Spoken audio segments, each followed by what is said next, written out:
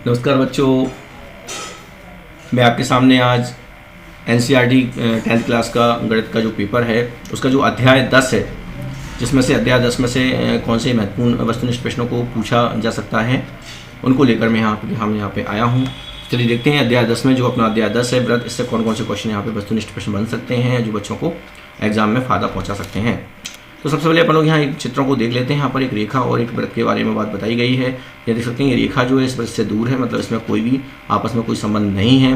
फिर दूसरा वाला चित्र है उसमें देख सकते हैं कि जो रेखा है वो इस वृत्त को काट रही है, दो बिंदुओं पर काट रही है, तो इस कंडीशन में ये रेखा को छेदक रेखा कहा जाएगा। और ये रेखा जो है इस वृत्त को स्पर्श कर रही है, इस कंडीशन में इसको स्पर्श रेखा कहा जाएगा। यहाँ दूसरी बात ये भी देखी जा सकती है कि जो छेदक रेखा होती है वो एक वृत्त को दो बिंदुओं पर काटती है, साफ साफ दिख रहा है यहाँ पर, और जो स्पर्श रेखा होती है वो वृत्त को एक बिंदु पर स्पर्श करती है। ओके, चलिए आगे बढ़ते हैं और आगे की बातें अपन लोग यहाँ पर देखते हैं। तो यहाँ परिभाषा इस तरह से पूछी जाती है कि किसी वृत्त की स्पर्श रेखा वह रेखा होती है जो वृत्त को केवल एक बिंदु पर प्रतिच्छेद करती है, और किसी वृत्त की छेदक रेखा वह रेखा होती है जो उस वृत्त को दो बिंदुओं पर प्रतिच्छेद करती है ना। इस तरह से अपन लोग उसको डेफिनेशन दे सकते हैं इस बात की। फिर यहाँ पे आती है किसी वृत्त की स्पर्श रेखा छेदक रेखा की विशिष्ट दिशा होती है जब संगत जीवा के दोनों सिरे संपाती होते हैं, ऐसी कंडीशन में कहा जाता है। अब यहाँ पे बात आती है कि वृत्त के किसी बिंदु पर स्पर्श रेखा स्पर्श बिंदु पर हमेशा त्रिज्या पर लंब होती है। किसी बिंदु पर जो स्पर्श रेखा खींचते हैं उसमें जो त्रिज्या रहती है वो हमेशा लंब रहती है। ये बात भी यहाँ पर अपन को एक याद करने वाली रहती है जो अधिकतर सत्य में यहाँ पे आ जाती है। और भी बातें हैं जो सत्य में पूछी जा सकती है यहाँ पर, जैसे किसी वृत्त की अनंत स्पर्श रेखाएँ हो सकती हैं, क्योंकि अपन जानते हैं कि जो वृत्त होता है वो अनंत बिंदुओं से मिलकर बना होता है। जब अनंत बिंदुओं से मिलकर बनेगा तो हर एक बिंदु पर एक स्पर्श रेखा बनेगी, इसलिए वृत्त की अनंत स्पर्श रेखाएँ होती हैं। वृत्त को दो बिंदुओं पर प्रतिच्छेद करने वाली रेखा को छेदक रेखा कहते हैं। इस तरह से ये सिचुएशन रहती है, रेखा जो वृत्त को दो बिंदुओं पर काटेगी तो वो छेदक रेखा कहलाएगी। वृत्त तथा उसकी स्पर्श रेखा के जो अभिनिष्ट बिंदु होता है उसे अपन लोग स्पर्श बिंदु कहते हैं। जैसे यहाँ चित्र में अपन को दिख रहा है कि वृत्त है और एक स्पर्श रेखा है, तो एक बिंदु पर टच कर रही है वो, इसलिए वो उसकी स्पर्श रेखा है, स्पर्श बिंदु है। और वृत्त के अंदर स्थित किसी बिंदु पर से जाने वाली वृत्त पर कोई स्पर्श रेखा नहीं बनाती। अगर अंदर कोई बिंदु है वहाँ से अपन लोग कोई स्पर्श रेखा वृत्त पर नहीं खींच सकते। अगर उसकी परिधि पर है तो एक खींच सकते हैं, और परिधि की बाहर है तो फिर दो स्पर्श रेखाएँ खींच सकते हैं उस पर। ठीक है, वृत्त पर स्थित किसी बिंदु से वृत्त पर एक और केवल एक स्पर्श रेखा अपन लोग खींच सकते हैं। वृत्त के बिंदु पर, वृत्त के अंदर है तो कोई स्पर्श रेखा नहीं खींच सकते। वृत्त पर अगर कोई बिंदु है तो वहाँ से अगर स्पर्श रेखा खींचनी है वृत्त पर तो एक खींच सकते हैं, और वृत्त के बाहर अगर कोई बिंदु है तो वहाँ से दो स्पर्श रेखाएँ खींची सकती हैं, लाइक ऐसे। ठीक है दोस्तों,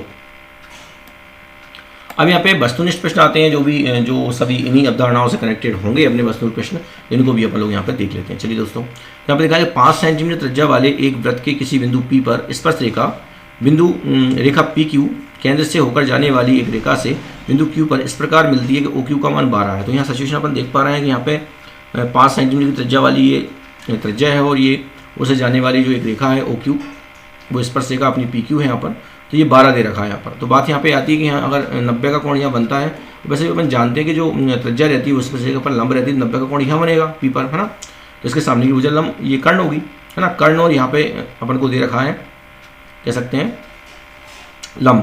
लंब और कर्ण यहाँ पे अपन को दे रखा है, और आधार अपन को निकालना है। तो निश्चित बात है कि जब आधार निकालेंगे तो 12 144 माइनस 25, तो 144 में 25 जाएंगे, कितना बचेगा 119 आएगा। तो √119 इसकी वैल्यू आएगी, इसकी लंबाई आएगी, मतलब PQ की, है ना, जो कि अपना यहाँ पे आधार का काम कर रहा है इस चित्र में। ओके, फिर दूसरा प्रश्न आता है यहाँ पे कि एक बिंदु Q से एक वृत्त पर स्पर्श रेखा की लंबाई 24 है और Q केंद्र से दूरी उसकी 25 सेंटीमीटर है, तो वृत्त की त्रिज्या पता करना। सिचुएशन इस तरह की है कि इस बार स्पर्श रेखा की लंबाई दी गई है 24 और O से O की दूरी दी गई है 25, तो यहाँ पे ये त्रिज्या अपन को ये पता करना है कितनी आएगी। तो सिंपल सी बात है यहाँ पे अपन को कि अब लंब पता करना है, कर्ण का वर्ग माइनस आधार का वर्ग हो जाएगा, तो 25 का वर्ग करेंगे 625 आएगा, और 24 का वर्ग करेंगे तो 576 आएगा। तो ये जब घटाएंगे अपन लोग इसमें अंडर रूट में तो 49 आएगा, और 49 का अपन वर्गमूल लेंगे तो 7 आएगा। तो ये जो त्रिज्या है वो 7 सेंटीमीटर आएगी। यहाँ अपन देख सकते हैं सिचुएशन यहाँ पाइथागोरस में काम करती है इस तरह से जब सिचुएशन बनती है। तो यहाँ तो कर्ण के वर्ग में से अपन आधार का वर्ग यहाँ पे घटा देंगे, तो ये 625 में से 5 कम हो जाएंगे, 49 बच जाएंगे, और 49 का वर्गमूल 7 होता है। तो इस तरह से OP की वैल्यू 7 आ जाएगी, यानी त्रिज्या 7 सेंटीमीटर आ जाएगी। तीसरा प्रश्न यहाँ पे अपन देखते हैं कि यदि एक बिंदु P से O केंद्र वाले किसी वृत्त पर PA और PB स्पर्श रेखा के परस्पर 80 कोण पर झुकी हुई है, मतलब सिचुएशन इस तरह की है। यहाँ पे दो स्पर्श रेखाएं इस P बिंदु से खींची गई हैं, एक AP है और एक PB है, तो यहाँ पे 80 का कोण यहाँ पे बीच में बन रहा है। तो यहाँ पे सिंपल सी बात ये रहती है कि जब यहाँ पे एक 90 का कोण यहाँ स्पर्शिका पर बनेगा और 90 का यहाँ बनेगा, 90 दूनी 180 तो हो ही जाएंगे, तो बचा हुआ जो पार्ट है वो 180 कोण बनाएगा। तो 80 जब ये बन गया तो यहाँ कितना बनेगा, 100 बचेगा, है ना। और 100 का आधा चाहिए इनको कोण ये वाला, 100 का आधा कितना होगा, 50 होगा। तो ये 50 एंगल यहाँ पे आएगा, मतलब POA ये 50 होगा, ठीक है। जब 100 पूरा होगा तो आधा कितना होगा, 50 होगा। ये वैल्यू आएगी, मतलब तीसरे प्रश्न का उत्तर ये नंबर का सही होगा, 50 डिग्री, 50 डिग्री। फिर चौथा प्रश्न यहाँ पे आता है कि TQ केंद्र O वाले किसी वृत्त पर दो स्पर्शिकाएं इस प्रकार हैं कि कोण POQ बराबर 110 डिग्री, है ना। यहाँ पे बात ये आती है कि दो स्पर्शिकाएं यहाँ पे बनी हुई हैं और जो POQ है ये वाला कोण 110 डिग्री बना हुआ है। तो ये एंगल जो स्पर्शिका पर बनते हैं वो तो 90 डिग्री का यहाँ P पर बनेगा और Q पर भी 90 डिग्री का यहाँ कोण बनेगा। जब 90 180 हो जाएंगे तो बचा हुआ जो एंगल है वो 180 डिग्री के बचेंगे। तब यहाँ पर ये अपना 110 डिग्री का बन रहा है एंगल, तो इसके फ्रंट का एंगल जो बनेगा वो 70 डिग्री का बनेगा। तो निश्चित है कि चौथे प्रश्न का उत्तर ये B नंबर का सही होगा, 70 डिग्री। ठीक है दोस्तों, अभी हमें पांचवा प्रश्न आता है। इसमें लिखा है वृत्त के बाह्य स्थित किसी बिंदु से वृत्त पर कितनी स्पर्शिकाएं खींची सकती हैं। जो अपन लोग अभी अवधारणा में पढ़ चुके हैं कि वृत्त के और बाह्य कोई बिंदु है और बाहर बिंदु से वृत्त पर स्पर्शिकाएं खींच सकते हैं, तो वो 2 स्पर्शिकाएं अपन लोग खींच सकते हैं। तो यहाँ पे पांचवें प्रश्न का उत्तर होगा B नंबर का 2। छठा प्रश्न यहाँ पे आता है किसी बाह्य बिंदु से वृत्त पर खींची गई स्पर्शिकाएं परस्पर होती हैं। तो बाह्य बिंदु से अपन लोग स्पर्शिकाएं खींचते हैं तो वो देख सकते हैं दोनों बराबर रहती हैं, तो यहाँ बराबर आएगा, यानी कि समान, यहाँ पे C नंबर का ऑप्शन सही होगा। सातवां प्रश्न है वृत्त की छेदक रेखा वृत्त को कितने बिंदुओं पर प्रतिच्छेद करती है। तो जानते हैं छेदक रेखा बीच में से काटती हुई जाती है वृत्त को और 2 बिंदुओं पर वो उसे क्रॉस करती है, काटती है। तो यहाँ पे सातवें प्रश्न का उत्तर B नंबर का 2 सही होगा। आठवां प्रश्न यहाँ पे आता है कि वृत्त के बाह्य बिंदु से वृत्त पर खींची गई स्पर्शिका की लंबाई 12 सेंटीमीटर है। तो ये 12 सेंटीमीटर है और केंद्र से दूरी इसकी कितनी है, 13 सेंटीमीटर है P की। तो ऐसी सिचुएशन में वो ये कह रहे हैं कि त्रिज्या कितनी होगी। तो यह पाइथागोरस प्रमेय यहाँ पे काम करती है। तो यहाँ पर लोग कर्ण के वर्ग में से आधार का वर्ग कम कर देंगे, 13 169 हो जाएगा और 169 में से ये 12 144 कम हो जाएंगे तो 25 आएगा और 25 का वर्गमूल 5 होता है, ठीक है। तो यहाँ पे ये 5 सेंटीमीटर आएगा। आठवां प्रश्न का उत्तर पाँचवा B नंबर का होगा 5 सेंटीमीटर। नवा प्रश्न देख लेते हैं वृत्त के किसी बिंदु से होकर जाने वाली स्पर्शिका और त्रिज्या के बीच कितने का कोण बनता है। तो अपन लोग जानते हैं कि जो स्पर्शिका होती है वो त्रिज्या पर लंब होती है, और जब लंब कोई चीज़ होती है तो वहाँ 90 डिग्री का कोण बनता है, 90 डिग्री का एंगल वहाँ पे बनता है। तो 90 प्रश्न का उत्तर ये C नंबर का सही होगा, 90 डिग्री। ठीक है दोस्तों, आगे बढ़ते हैं।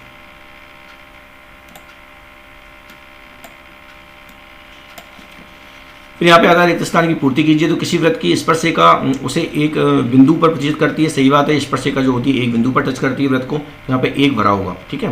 दूसरा जो है वृत्त को 2 बिंदुओं पर प्रतिच्छेद करने वाली रेखा छेदक रेखा कहलाती है, मतलब सिचुएशन इस तरह की है ना। वृत्त और उसकी स्पर्शिका के वरिष्ठ बिंदु को क्या कहते हैं, निश्चित है स्पर्श बिंदु कहेंगे उसे, है ना। वृत्त के और स्पर्शिका का जो टचिंग पॉइंट होता है उसे स्पर्श बिंदु कहते हैं। तो यहाँ स्पर्श बिंदु भरेगा इस तरह, ठीक है। अगला प्रश्न है कि स्पर्श बिंदु से होकर जाने वाली त्रिज्या स्पर्शिका पर क्या होती है, लंब होती है। स्पर्शिका जो होती है उस पर त्रिज्या लंब होती है ना, ये लंब बना होगा।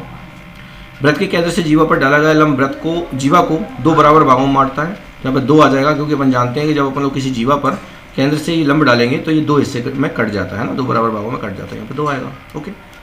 वृत्त के केंद्र से जीवा पर डाला गया लंब जीवा को संविभाजित करता है, ये भी सही बात है। जो अपन केंद्र से लंब डालते हैं जीवा पर तो दोनों पार्ट इसके बराबर बराबर हिस्सों में कट जाते हैं, मतलब संविभाजित करता है। अब ये कि यहाँ पे सही जोड़ी आती है इस वाले पार्ट में से, है ना। सही जोड़ी देख लेते हैं अपन लोग। तो सही जोड़ी में लिखा है कि वृत्त के अंत बिंदु से खींची गई स्पर्श रेखाओं की संख्या, है ना।